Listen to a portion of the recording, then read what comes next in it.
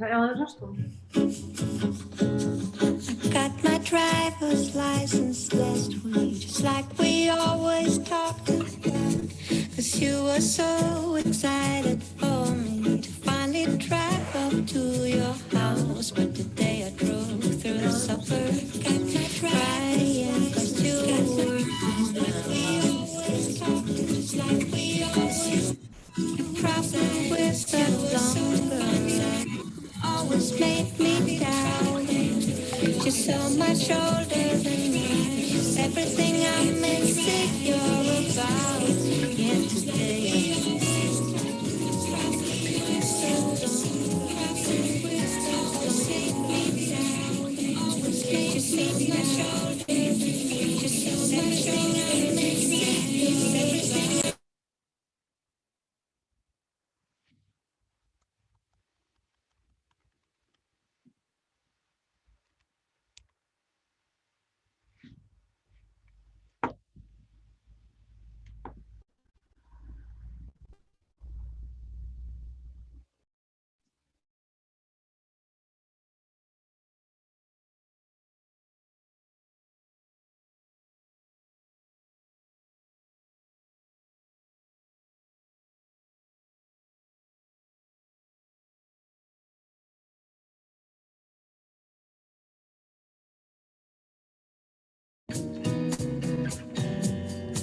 I've been moving calm, found no trouble with me.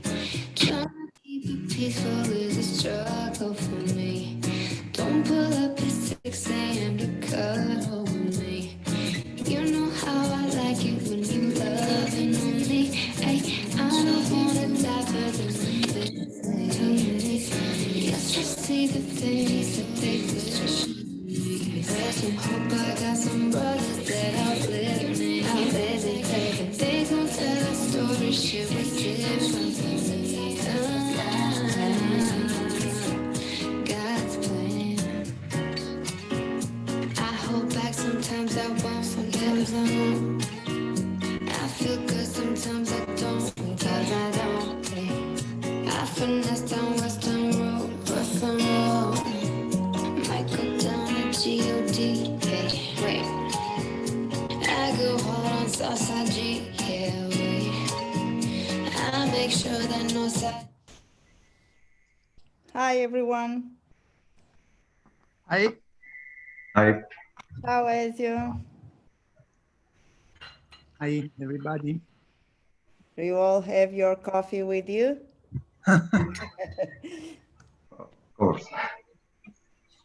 I think we can start. I was waiting a little bit to see if there are more people coming in, but let's see. So good afternoon or good morning or good evening, depending where you are. Welcome to our third DESIS Café. As some of you already know, the concept behind this event is to make the DESIS Café a virtual and an informal place where all and every DESIS Lab can meet and talk about their activities, research, projects, expectations, thoughts, whatever. This is a place to talk informally and share ideas, and the purpose is to enhance connections within our community and also to foster knowledge exchange and share good practices and difficulties, or just to have a coffee together and chat about life as friends do when they join in a cafe. So I was very happy with the interest from so many labs in hosting this event. I think we are in a good way. To all of you that show interest for the next sessions, we will get in touch soon to schedule everything. I also would like you to save the date for the next DESIS Café. I see that Susan is here. It will happen on the 15th of September and it will be hosted by Susan Melsop from the OSU DESIS Lab in Ohio in the United States. I would also like to thank Pablo Briz and his team who stepped forward to host this DESIS Café. And I hope today we have the opportunity to learn more about ETSIDI Madrid DESIS Lab and their work, and also learn more about their project Synchronicities that aims to link DESIS Labs to build a research database for designers. I will now let Pablo, Felix, Daniel, Cristina, and Lara be your hosts, and I hope we have a very fruitful session. I will give the floor to Felix Bendito, who is going to start this cafe. So the floor is yours, Felix.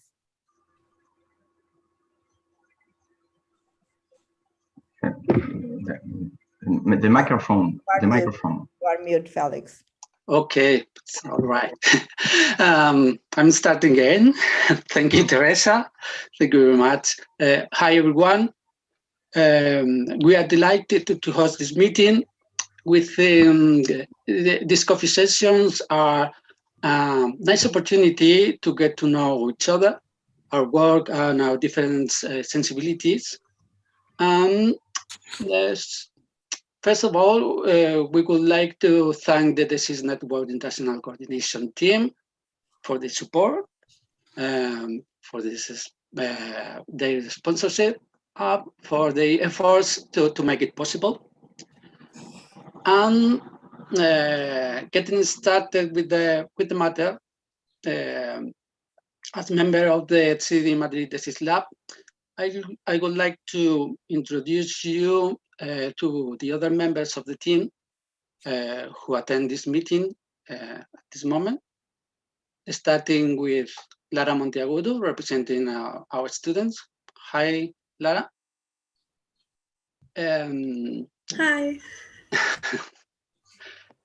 And followed by our professors, Daniel Martinez. Hi, Daniel. Hi, how are you? And Cristina Alia. Hello. And Pablo Briz, who is the founder and director of our DESIS Lab. Hi, hello.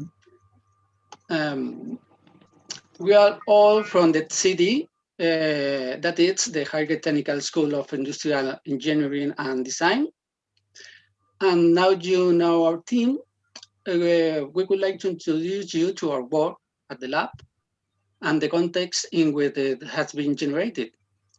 To do this, first, Cristina will give us an overview of our school, the design degree studies, and our design lab background. Next, Pablo will give us an introduction of our recent work, focusing on the last project, synchronicities, which we think could be the main topic of discussion in this meeting. And finally, Lara will tell us about her experiences carrying out synchronicities as part of her very interesting final degree project. During this presentation, we will post the links to this information in the chat. And when the presentation is over, we would like to open a discussion to generate new ideas and find new ways of collaboration between our labs. So we encourage you to participate, ask questions, and share your points of view, whatever they are. And I would like to transfer the podium or the floor to my colleagues, starting with Cristina, who will tell us about our context and our projects and all these kind of things. So, Cristina, if you are ready. Yes. Okay. ETSIDI Madrid DESIS Lab is inside the School of Engineering and Industrial Design. The school was founded at the end of the 18th century. Our school is placed in the center of Madrid, near Atocha railway station and in front of Lavapiés neighborhood. In our school, we had traditionally 4 bachelor degrees in mechanical, electrical, chemical, and electronic engineering. In 2010, our school introduced a new bachelor degree in industrial design and product development.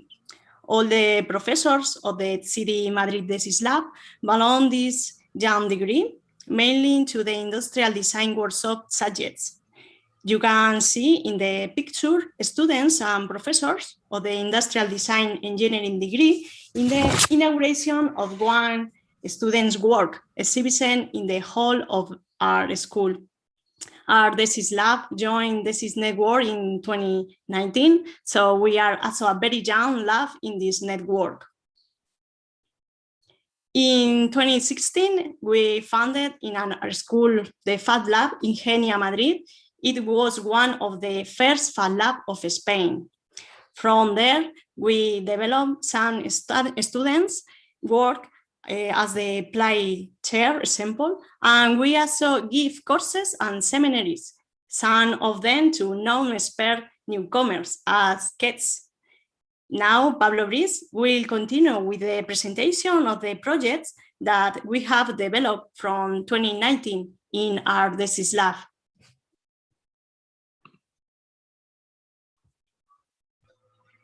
Hello. Thank you, Cristina. So I would like to present the 5 projects in which we are working in this moment. We will present quite quickly the first 3 projects because they are projects, research project led by professors, and you can find more information about these projects in the DESIS page. We like to invest more time in explaining the 4th project, the Lavapiés project, that is a project that we made together with our students in the close neighborhood of Lavapiés.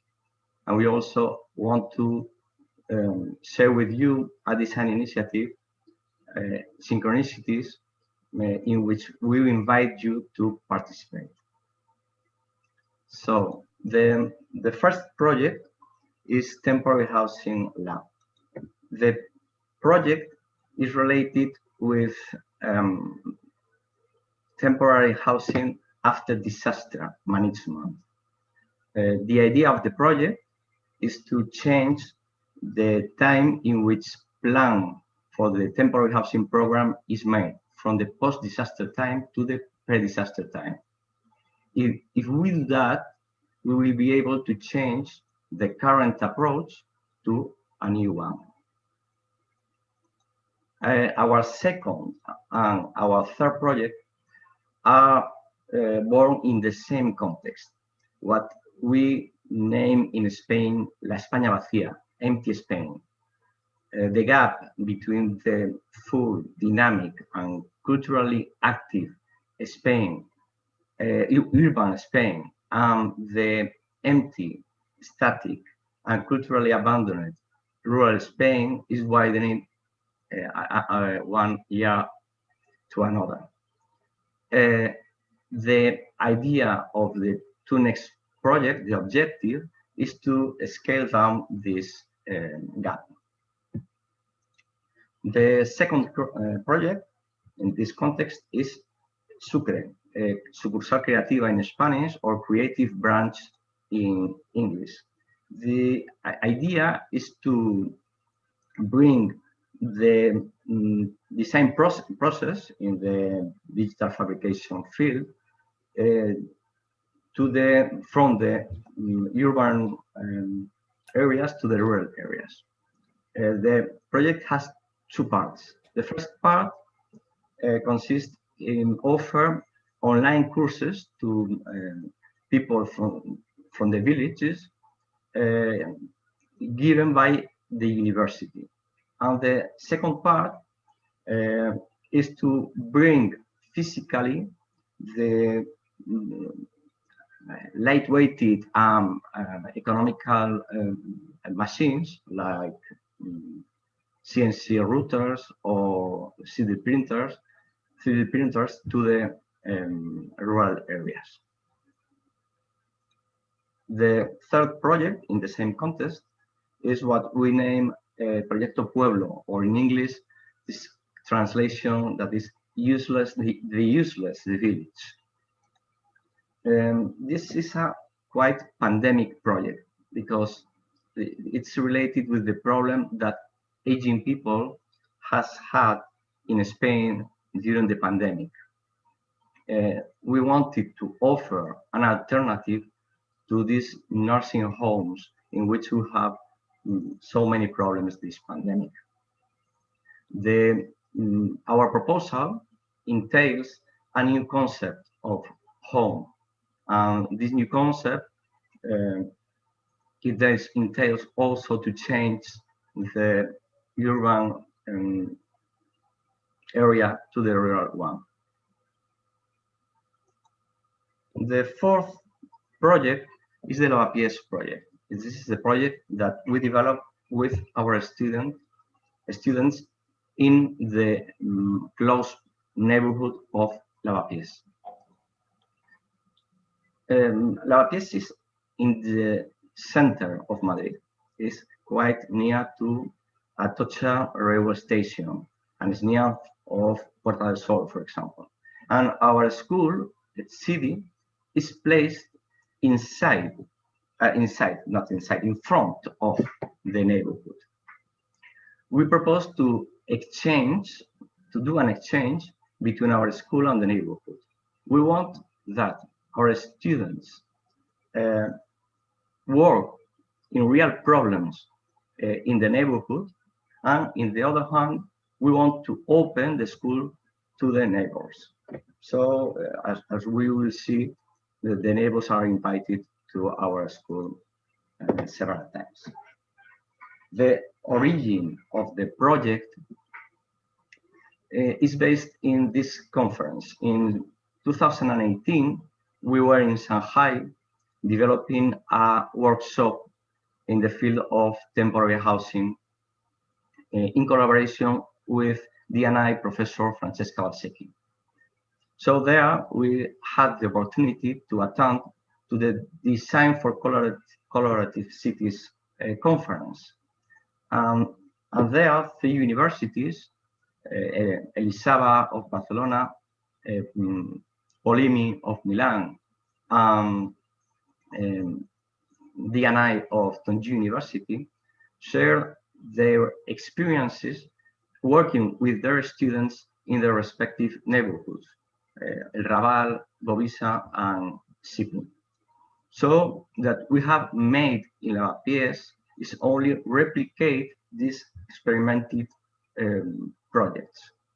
We take advantage of this meeting for thanks these 3 universities for sharing their experiences.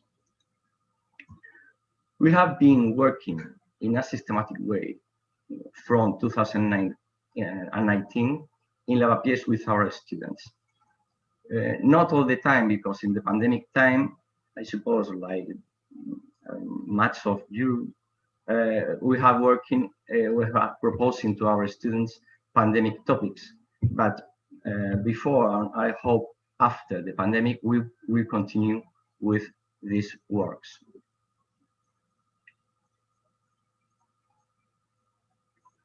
Let me to introduce a little Lavapiés neighborhood. Lavapiés has been traditionally a suburb, an affordable suburb that was destination for migrants at least in the 60s of the past century. Rural people that come from the rural areas goes to Lavapiés. And in the 21st century, migrants from all around the world goes to this affordable neighborhood. These are very populated and popular neighborhood. The percentage of migrants now in Lavapiés is the highest in Madrid. It's about 30% of the population. Our logo, the cloth clamp in the project, in the Lavapiés project, but also our logo in DESIS network is related with this popular image of the facades with clothing hanging on ropes that you can see in the picture.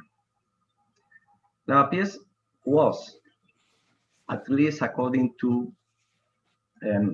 Times Out magazine, the most coolest and vibrant neighborhood of the world. Perhaps that is too much, but it's clear that excuse me.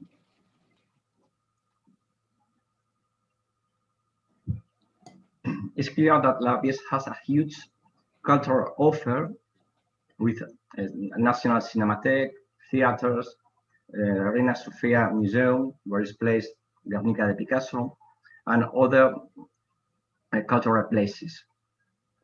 And there is also another important attraction that is the gastronomical offer. Labies is full of restaurants, terraces, bars, and so on. So this attraction is also causing some problems, and some important problems. The people that want to visit Lavapiés is looking for rental apartments, and there is now in Lavapiés more than 4,000 rental apartments in peer-to-peer platforms similar to Airbnb. This enormous offer is causing that the price of the normal apartment has increasing a lot in the last times. This kind of speculation with dwelling is causing also that population in Lavapiés is leaving, inhabitants of Lavapiés are leaving the neighborhood to more affordable neighborhoods. Aging people and migrants are now leaving Lavapiés. So in this moment, the process is that traditional residents are being replaced by tourists and visitants. So the traditional residential neighborhood that Lavapiés was is becoming a kind of theme park for tourism. We would like to put on the table a question for the upcoming debate. Is design enough for solving those important problems that we have seen in Lavapiés? I hope we can retake this question at the end of the presentation. So we would like to present now our design initiative. This design initiative, Synchronicities project, is a spin-off of the project of Lavapiés, and is also, and it's very important, an open-ended project, and we want to invite you to participate and to contribute to this open-ended project. What is about the project? The project is about people behavior in public spaces. So what we want is to understand people behavior in local places, and also we want to discover what is common or invariant in people behavior independently of time and places. For achieving these objectives, we propose to build a research tool that is based in comparison. So the project has two parts. The first one has already started with our lab. We have been recording video in Lavapiés from 2019, and now we can compare vertically the situation in Lavapiés in 2018 and in 2021. So we are able to know what is the evolution and the changes of people behavior in this place. But the project has also another part. We think that it could be interesting to compare also horizontally. So to compare between different neighborhoods all around the world. Excuse me. For this part, what we want is to see what is constant or invariant. So we will be focused in this part in the similarities and meaningful coincidences between different places. The origin of the project is that in the 3 projects we have developed with our students, in the first stage, we say the students to gather data in order to understand the situation. And they, independently of the topic, they have similar conclusions about the neighborhood. So we are persuaded that if the students of the last year, 2020 semester, had known the insights and conclusions of their mates of the 2 precedent years, they would have proposed more insightful solutions with less time investment. So we think that it could be interesting to build a database for researchers. The process is, as I said, to record systematically every year. We have the opportunity to do it in 2019, impossible to do it because of the pandemic in 2020. We do it in 2021, and we hope to retake the project in 2022. And what to do with all this material? One of the things is to give back the conclusions, the proposals to the community. So what we do after the works of the students is to exhibit the works in the hall of our school and to invite the neighborhoods of Lavapiés to visit our school. In the hall of the school, we project also the recording video material. So visitors, neighbors can recognize themselves in the projections, and they can also see comment the proposals of our students. The other thing more related, more specifically related with the project is to build the research tool. At first, our idea is to build a web platform in which to store and order and label all this material. So any researcher can enter and choose a year and see the material, or more in the fashion of our project, to choose 2 different years and compare them vertically in order to see the changes and evolution of the neighborhood. For comparing, we need some minimum protocols. So we have established minimum protocols for both recording and montage.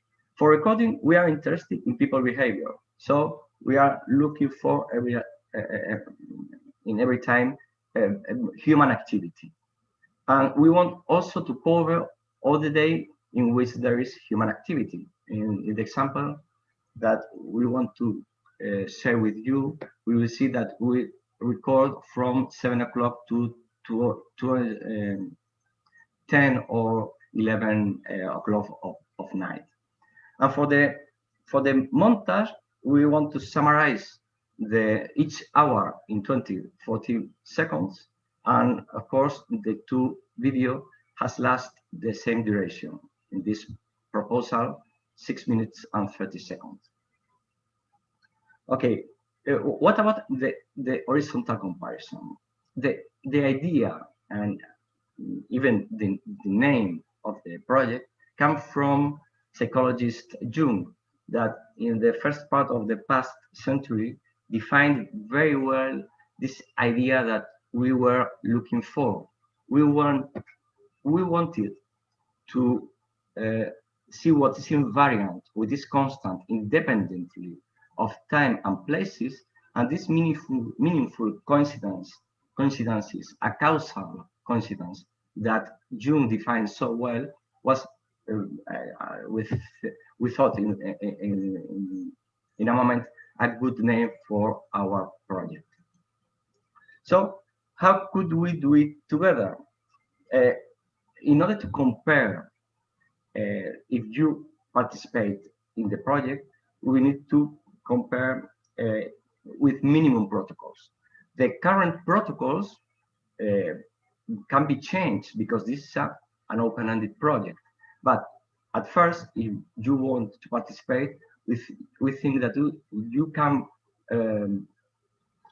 see the protocols in more detail in this web page, because the protocols I explained with so little time are quite general.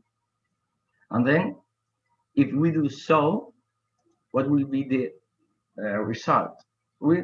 Our vision of the project in the future is a platform in which several universities working in their respective neighborhoods store these videos, so any researcher can choose either one neighborhood and compare vertically if there is a recording for several years, or choose different neighborhoods and compare them horizontally. What's this? The contribution. We think that for researchers, it could be an interesting tool. But even for the community, it could be an interesting repository for sentimental memories. Now, if you don't mind, I would like to present you La pièce through the vertical comparison between 2019 and 2021, so we can see what is La pièce, and also you can see an example of our protocols applied. I will share the video. It's a video I will put only a part, but I think it's interesting to see it.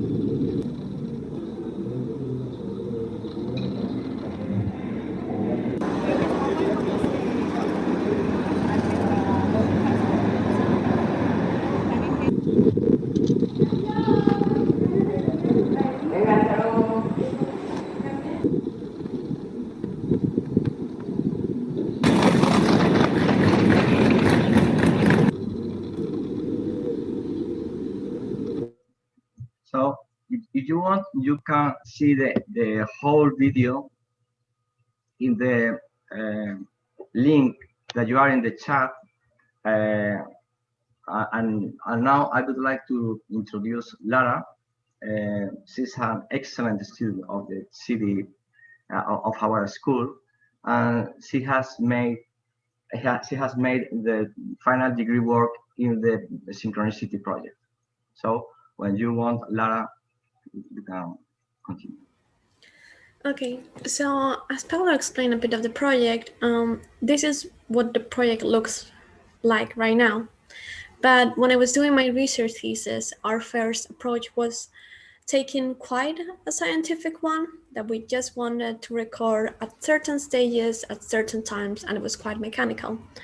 I went to Labias to record for several months, and through the process, and I will now share a link of a prototype I did for my thesis.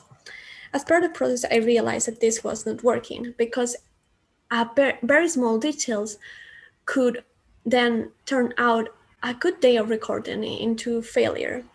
And of course, this is interested in a lab setting. For those, we love to follow the scientific method, but the truth is that people don't operate like that. People are quite dynamic. So to put a simple example, because you won't be concerned, we are recording people on the street. How do the people feel about this? Well, in my experience, at first, when it was quite rigid and I was just standing there recording and then going home, people find it weird because we have this person in the distance that's recording and we don't really quite know why, and we feel somewhat observed. But as time went on, people realized that I was coming back every single week to record. And at one point, they started asking me, oh, what are you doing here? Oh, why are you recording? And then it clicked, like, I started relaxing in the process, or people were like, oh, okay, you can record us. Like, for example, a live street performance, but can you do another take? At first I was like, oh no, this is not what I imagined, because we are not meant to do retakes because it's observation, but that's not entirely true, because then the people feel most comfortable putting a version of themselves that is just themselves, but one they felt more comfortable with. Or even then, it shifted from people in the neighborhood being suspicious to being, oh, that's the girl that recorded for university, which was a lot more interactive and a lot more pleasant, as well as because you might think, okay, we need to record, we need to edit, this seems quite complex. In fact, it is not, because the only thing one would need to take part in the project is their mobile phones. You can record, just horizontal, please, not profile, and hit record. And the editing process is quite dynamic. You can take the protocol, but it also means that shifting away the focus from a project that is merely for researchers to a project that, first of all, students can easily take part in, but also the people that live in neighborhoods. Because at time when I was recording, people were in fact like looking at my camera, what are you recording, how you do it, like they were quite interested.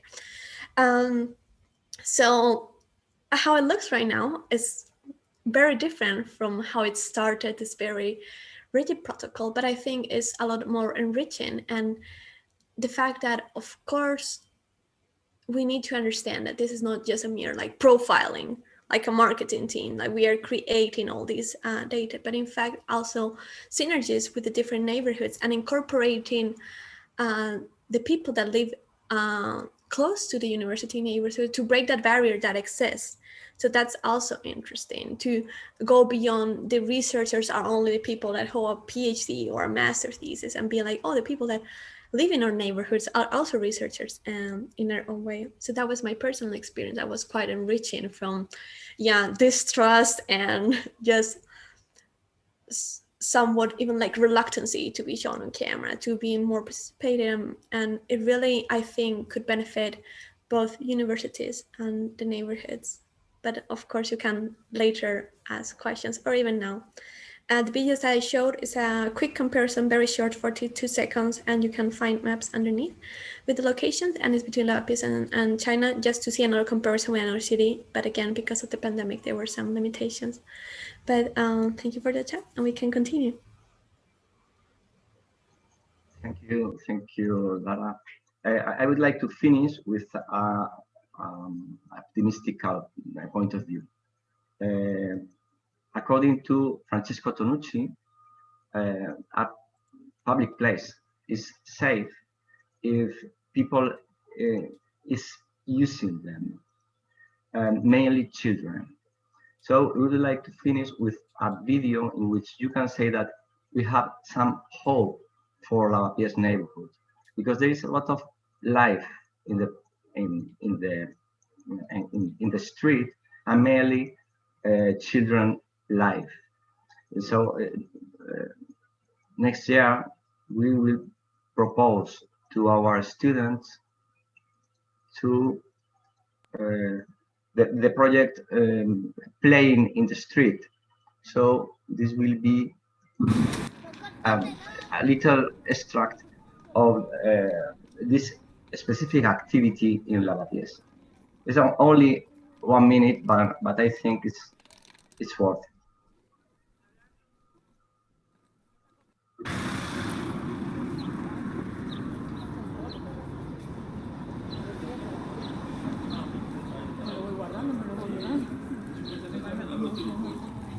Les clients sont restés à son numéro. Et c'est des gens que...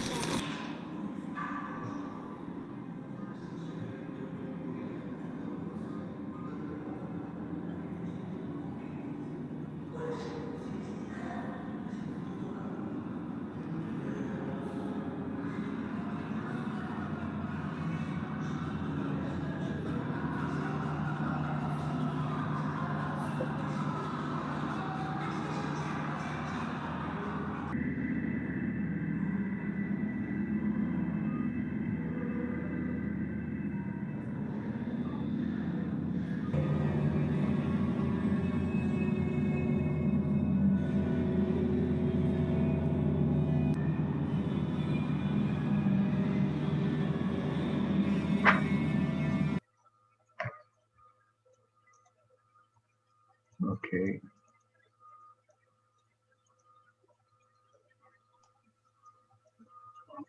No. Okay, Felix, what? Yes. What do you want? Well, I think this is the end of the introduction. Now you know our projects. We are currently involved with them. We want to start a discussion, an open discussion forum. We're interested in, you have some project, some affinity in your research, in your projects, or if you have any question or any suggestion, or do you want to show your point of view, whatever it is, and we will be glad if any one of you want to start with any question or any suggestion.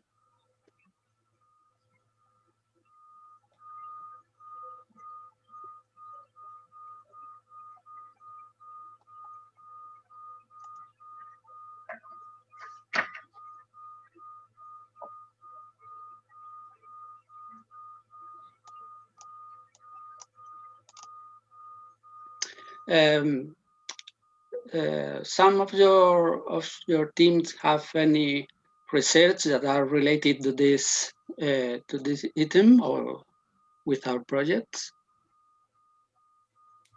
Well, hello. Waiting for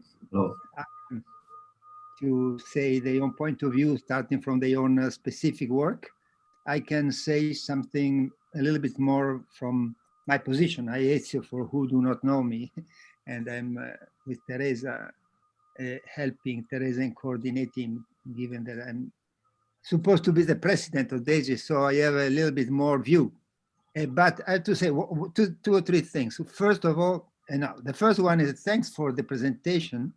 And also, I think that this formula is very interesting, at least for me, because it permits to have this kind of knowledge of what the different schools and labs are doing.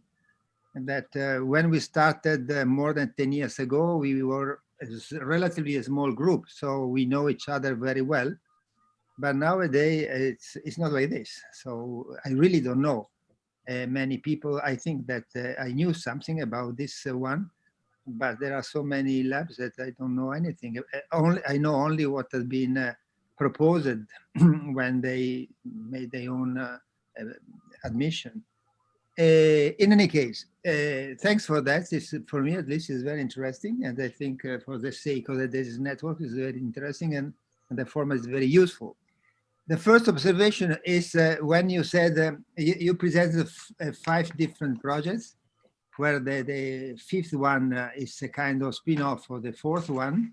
So let me start from the 4th one. This is the one that you show with this nice image in which there was the neighborhood and the school that was facing each other. And you say that everything started in Tongi in this design for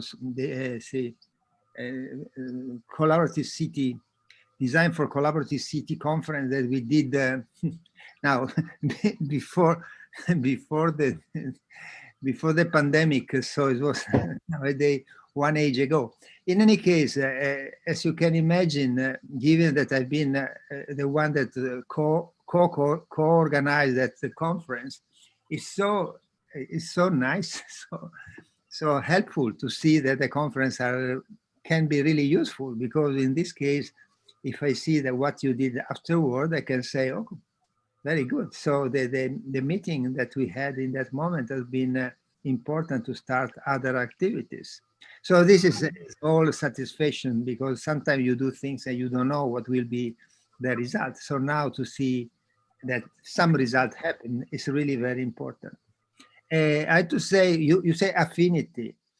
Well, there are several schools, I would say a lot of schools that are working, connecting the school with the neighborhoods and with the city.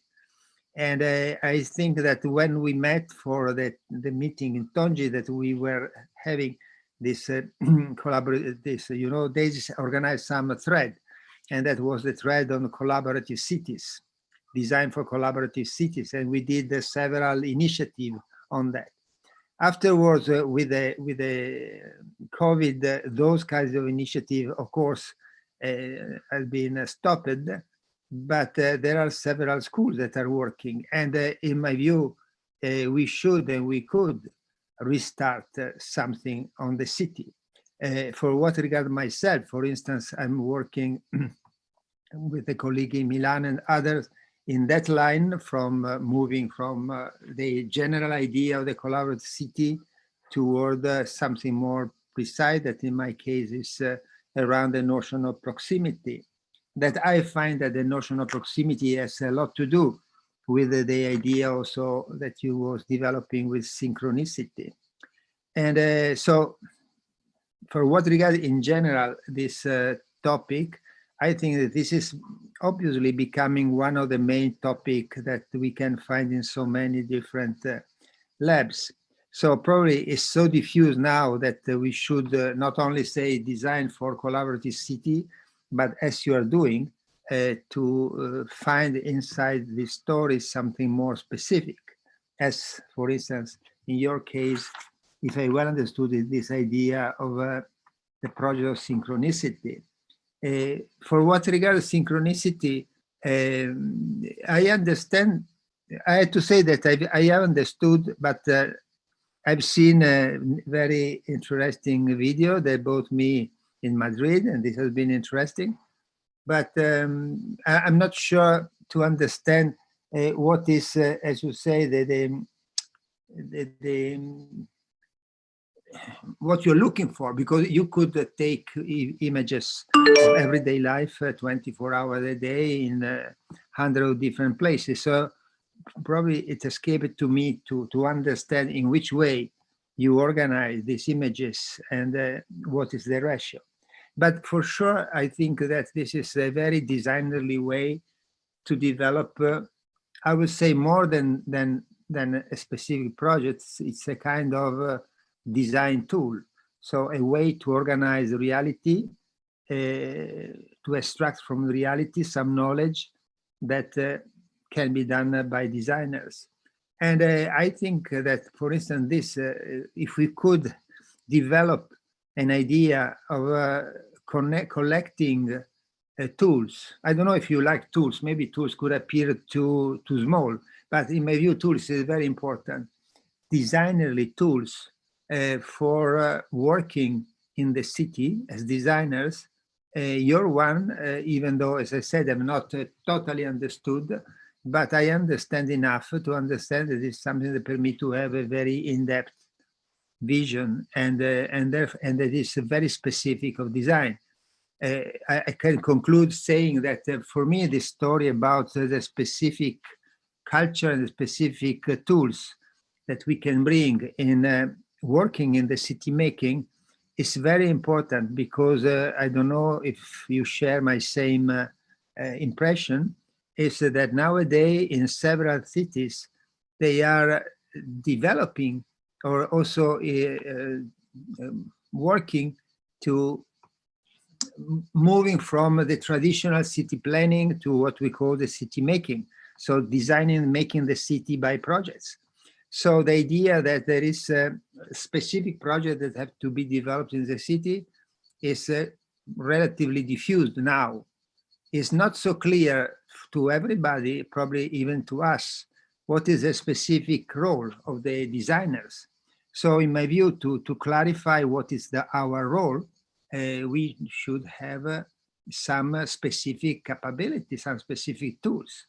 So I'm very positive on the idea of say, okay, we work on design for city making, for collaborative city making, and which specific tools we bring as designers intended as expert designers, designers as we are here in this meeting, people that have an experience in the design schools. So maybe one interesting things could be to start a kind of collection of design tools that could be useful in the design for city making. And if I well understood, your one could be one very original and also brand new, because I've not seen it before. And just only one very, very short notion. I'm not sure if I well understood the first project, but if I well understood, it's something related to some kind of post-catastrophic or related to catastrophe? Yes or not? Well, okay, so I want to stop here, but I want only to say maybe we can talk, because I'm trying to connect some people working on what does it mean, design in the post-catastrophic case. Given there is no need to say that this is one of the topics that was not normally in our radar until some years ago. And unfortunately, now it has to be in our radar. So I have met some other people in some other schools that are working on the post-catastrophic. And I think that in the spirit of the network of creating cluster, it will be very important to connect those that are working on this subject. And congratulations again. Thank you very much, Ezio. I would like to say you thank you for your encourage us, and thank you for your comments. And I would like to answer the idea of what is the objective of the project when we compare vertically, and when we were seeing the vertical comparison between 2019 and 2021, I would say that the project is not about to draw conclusions about the material, because we are working in the field of design. It's impossible not to draw some conclusions, but this is not the main idea. The main idea is to produce this material for any possible researcher that need to use this material. So if we compare the material, because in this case it is the pre-pandemic and the post-pandemic, there is several interesting changes. But I think that the most important part of the project is not to show so impressive contrast as those we have now in the post-pandemic times, but to record the little changes in time that a neighborhood can have in several years. In the part of the temporary housing project, we would be delighted if you present us, or if you introduce us to a cluster that works in this project, because this was our first project, the project with which we enter in DESIS. It's I think a quite interesting subject. I repeat the idea. The idea, believe it or not, the temporary housing program is almost always planned in the post-disaster times, and the main idea of the project is to change this time for planning to the pre-disaster time. So thank you very much.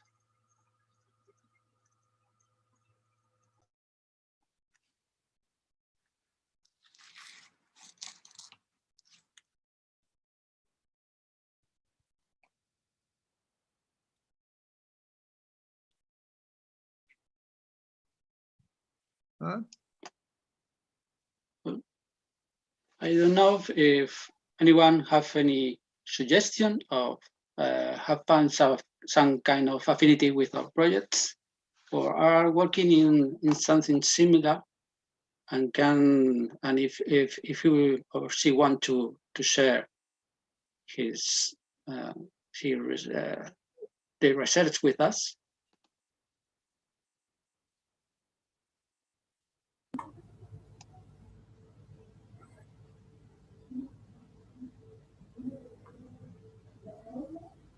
Hi, Felix. I want to ask two questions. One is, after this research, what are your conclusions about what Lavapiés people want for themselves, for their city? And the other question is, I saw a lot of graffiti in your videos, and if are you going to work with that? Because I think most of those graffitis are the expression of something, some needs or whatever. So are you or have you worked with that?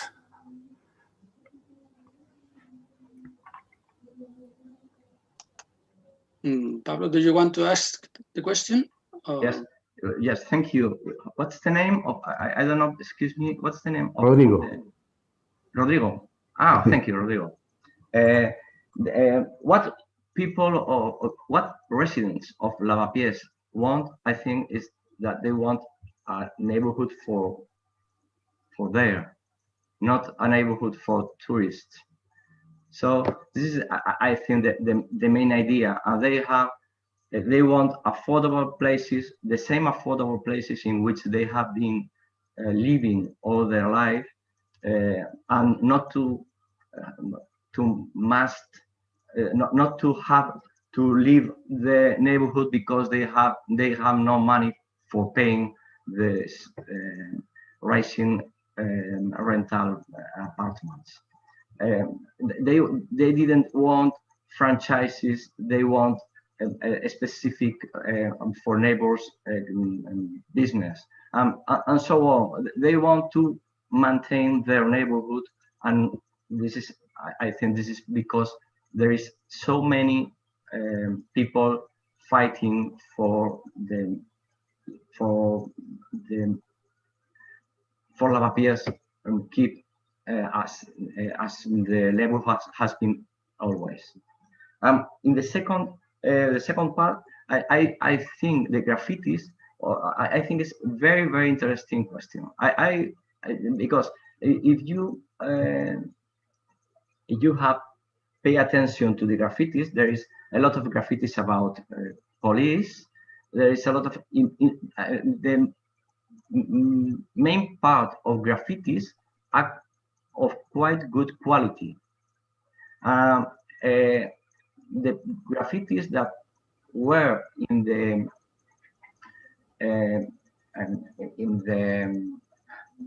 Corrala, it's a kind of building. The graffitis in the Corrala in 2019 are now lost. So we have record some, I think, interesting graffitis or interesting urban art that, if we have not recording, have been disappeared. So I think this is because I said that the enormous possibilities that have the tool for different researchers and different approaches to the research inside, and in this case, Lavapiés. Mm-hmm. Thank you. Thank you, Rodrigo.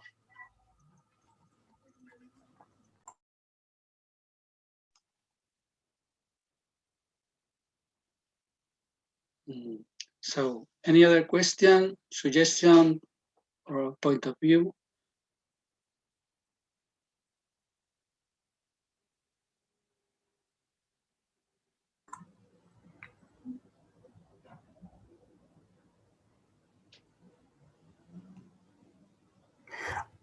As suggestions, I would like to say that despite people from Lavapiés want their city to be as they used to be, maybe there's an opportunity to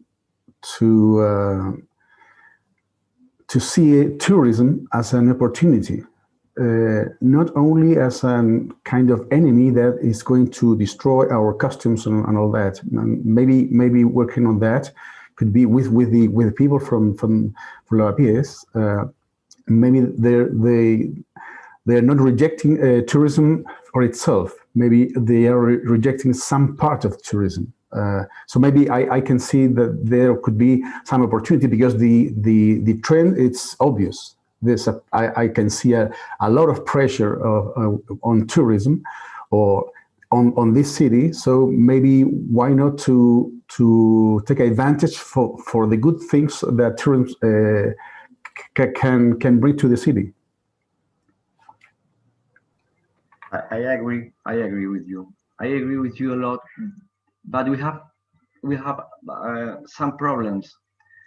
I think that the pressure of tourism and the pressure of, in this case, of speculation. The problem is not only tourism. The problem is that a lot of people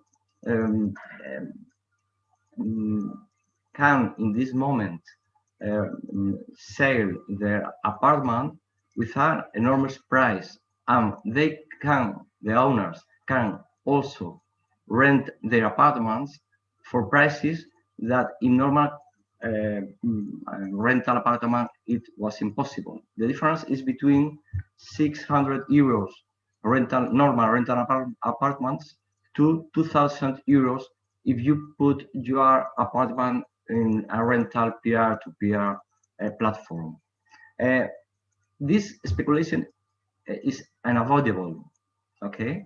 But what is difficult to fight against is this pressure in parallel with the laissez-faire of the council, of the political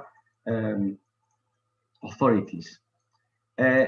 So the idea of fighting is because the neighbors feel that they are fighting against important and powerful stakeholders.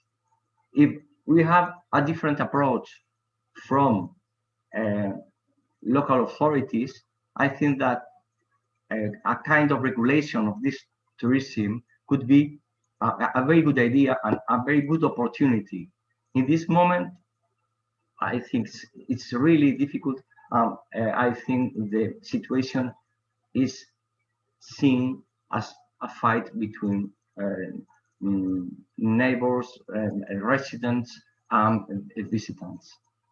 But I agree absolutely with you that our only opportunity is to agree with other stakeholders in order to take advantage of tourism. But we need some control, I think.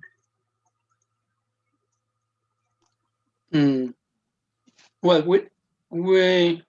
I think we design have powerful tools to deal with this kind of matter, no? This kind of complex social problems, and maybe it could be a good issue or topic for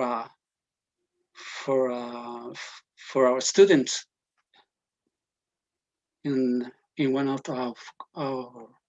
our labs and our workshops. I don't know if you are agree with me.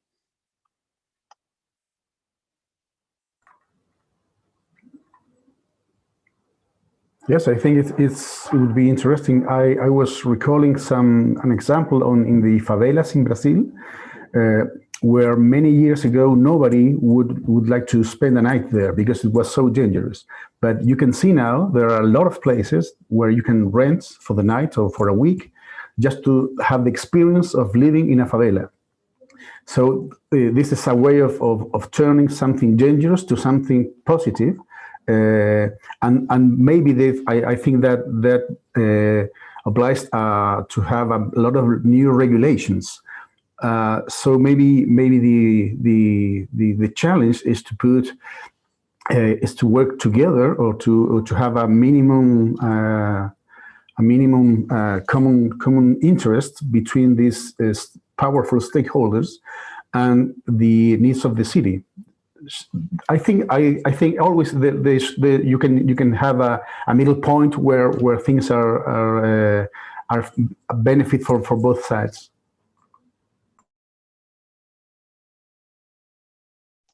Yeah, I am totally agree with you.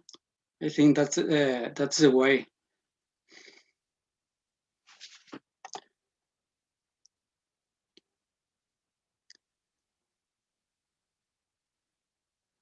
And well, the purpose of this meeting, of these coffee sessions, it's really to find ways of collaboration. How can we together with this with these issues, no? And I think that this kind of discussion are very fruitful at the end. Thank you very much, Rodrigo. You're welcome.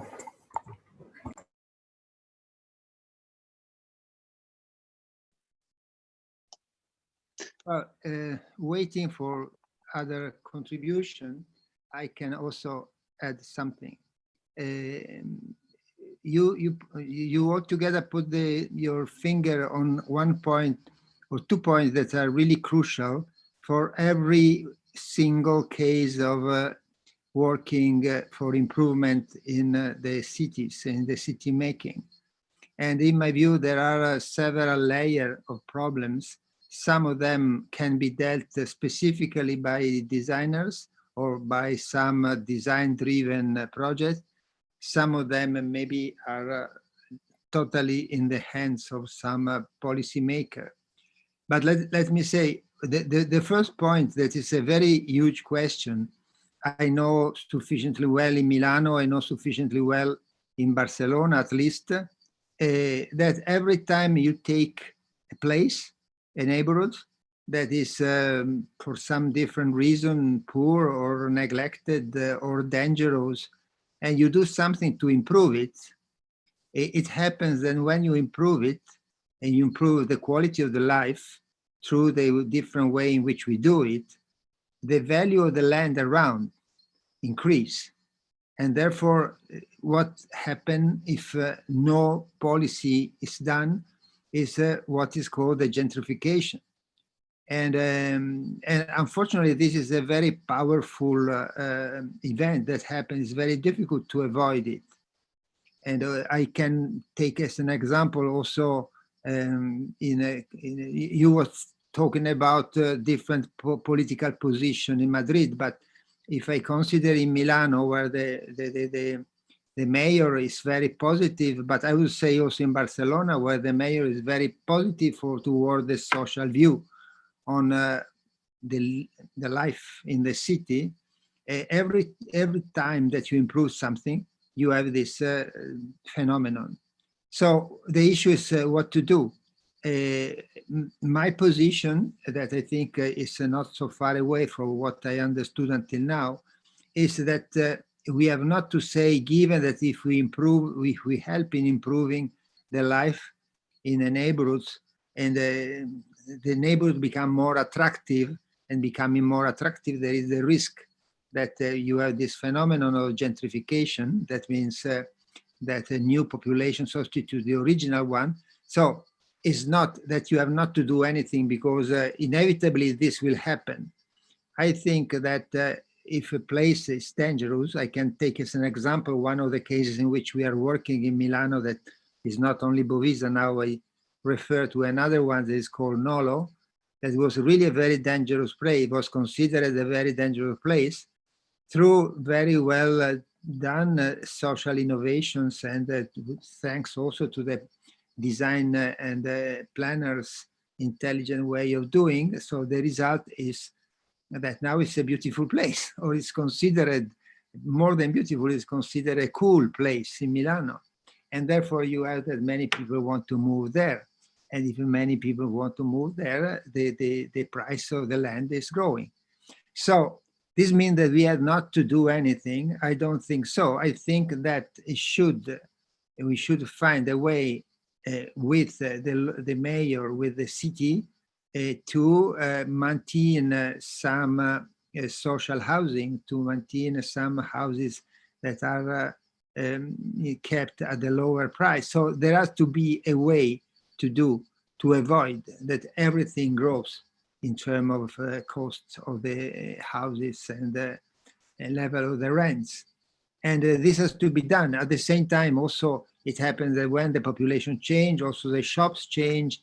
And there is, in this moment in Milano, and in particular in the neighborhood as this one, project to try to maintain the activities that we call proximity.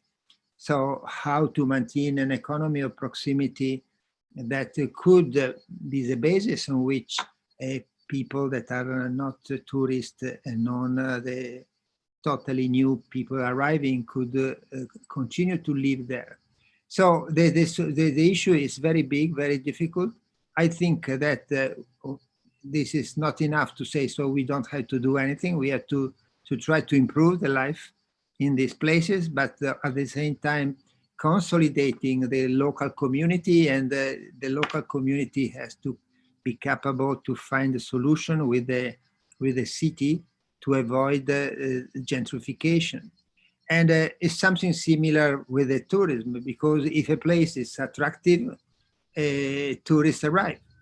And the issue is that we can see in Italy, we can see in Barcelona, the problem is the mass tourism. So it's how we shift from mass tourism to a qualitative tourism.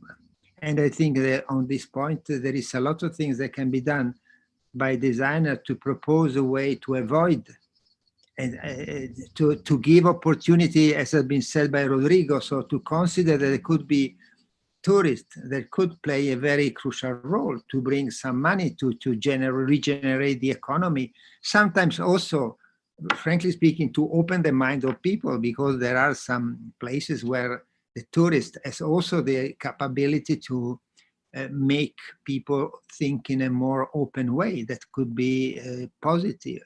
But for sure, there is something that can be proposed to offer to the tourists some more interesting way of behaving as tourists, more cultivated tourists, so the qualitative tourism, and avoid the mass tourism. And avoid the mass tourism is not something that can be done by a project of design. It has to be done by the city, as it happened finally in Venice, that finally they decided not to permit to the big cruiser to enter in the city with thousands of people all together, or avoid to have places where people arrive with a bus, hundreds of thousands of people every day with the buses, and they stay a few hours and flew away.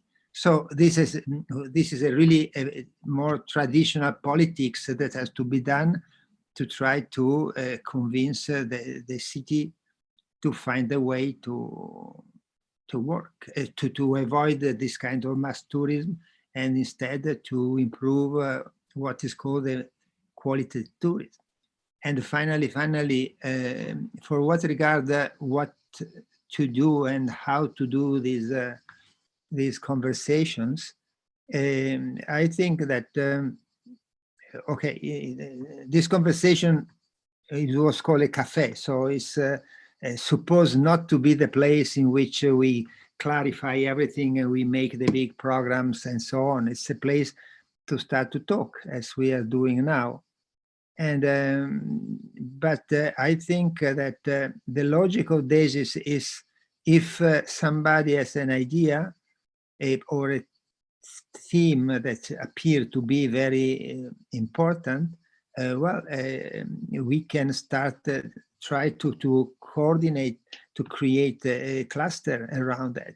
But for having a cluster, we need to have somebody that takes the lead, because in DESIS is done like this. We have several projects, but each project has different leaders, or group of teams that create it. So if there are something that appear to be promising, as it is, well, the next step is not now to solve the problem, how to do it, but how to start maybe to present on the DESIS website a kind of call for interest. So if there is a very specific, today in discussing your cases, we had at least 3 or 4 different possible topics. Maybe we should, or you should choose one that seems, or 2 that seems more interesting, and try to observe and look around if you can find somebody else, if you think that you have the possibility and the energy to do it.